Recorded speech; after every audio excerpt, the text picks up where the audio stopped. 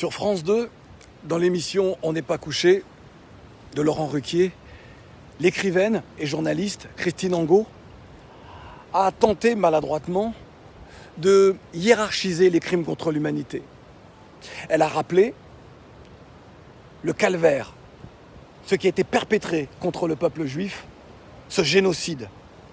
Et à juste titre, elle a dit qu'il y avait eu une tentative d'extermination. Là où elle s'est fourvoyée, c'est en osant faire une comparaison avec les peuples noirs déportés pour être esclaves. Elle nous a dit, avec l'approbation de Franz-Olivier Gisbert qui était à ses côtés, que les maîtres traitaient bien leurs esclaves. Ils les nourrissaient bien parce qu'ils avaient besoin d'eux pour bien travailler. Et que donc, elle aurait presque pu nous dire que les maîtres aimaient leurs esclaves. Il faut juste lui rappeler qu'il y a eu un certain code noir promulgué par Colbert. Et que ce code noir était censé améliorer le sort des esclaves. S'il y a eu ce code noir, ça veut bien dire que les esclaves étaient maltraités. Or, rassurons-nous, ce code noir n'était qu'un enfumage, puisqu'il n'a fait que chosifier, donc déshumaniser encore un petit peu plus les esclaves. Et puis, les maîtres ont continué à fouetter leurs esclaves, ont continué à les punir lorsqu'ils osaient s'évader en leur coupant le pied, en leur coupant la jambe, en leur coupant le sexe, en leur coupant les oreilles, le nez, la langue. Ces maîtres qui n'hésitaient pas à violer des jeunes filles à peine pubères pour se faire plaisir, ou qui offraient certaines de ces jeunes filles à leurs amis colons venus leur rendre visite. Christine Angot dit qu'il n'y a pas eu génocide. Alors elle ne connaît pas cette histoire. On estime à 10% la cargaison, et j'emploie le terme à dessein. 10% des esclaves arrivés dans les cales de bateaux mouraient en mer lors de cette grande et terrible traversée. Ils étaient jetés aux requins. L'espérance de vie d'un esclave sur une plantation n'excédait pas 7 ans. Le sort des esclaves de la maison n'était guère plus enviable.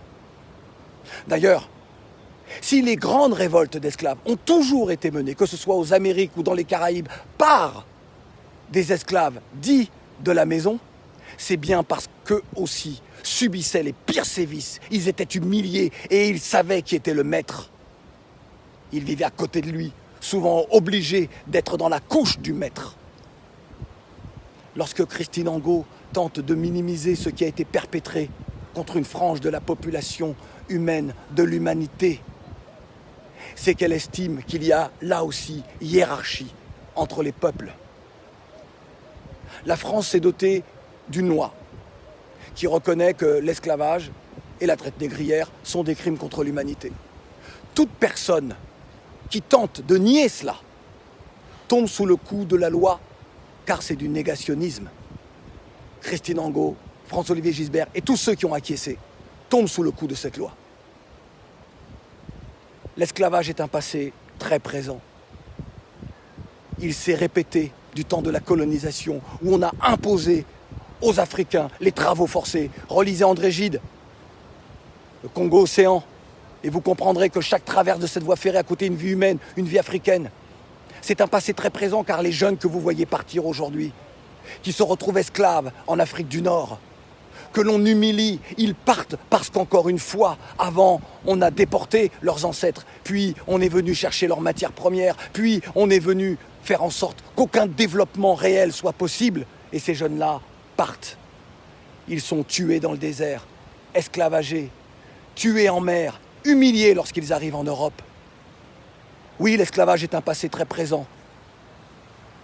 Et nous, descendants d'esclaves, qui appartenons à une seule humanité, il n'y a pas deux humanités. Lorsque mes amis arméniens me parlent du crime qui a été perpétré contre leurs ancêtres, à aucun moment je ne leur dis « mais ce qui a été commis contre les miens est bien plus grave ».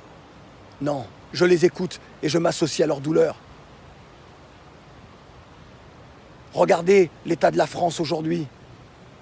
Ce racisme, ces discriminations répétées, cette violence permanente, sociale, physique.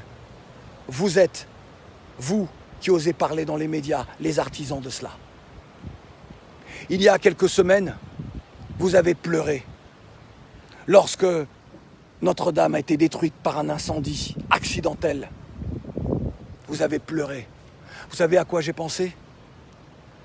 À la flèche de Notre-Dame, qui a été construite au moment où la France continuait à jouir, à bénéficier des subsides de l'esclavage, du sang, de la sueur, des douleurs d'êtres humains.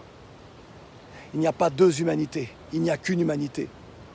Et ma génération fera tout pour que, quelle que soit la couleur de la peau de nos enfants, mais qu'ils n'héritent pas du monde que vous êtes en train de construire. Vous êtes les héritiers de ces hommes qui pensaient, et c'est l'un de nos grands écrivains afro qui l'a traduit en une phrase. Il disait, pour les Occidentaux, le noir n'est pas un homme, c'est un homme noir. Mais nous, aujourd'hui, nous ne courberons plus jamais l'échine. Que ce soit en Afrique, dans les Amériques, dans les Caraïbes, en Amérique du Sud, dans les océans Indiens, dans l'océan Indien, pardon. Partout où les Noirs sont, ils subissent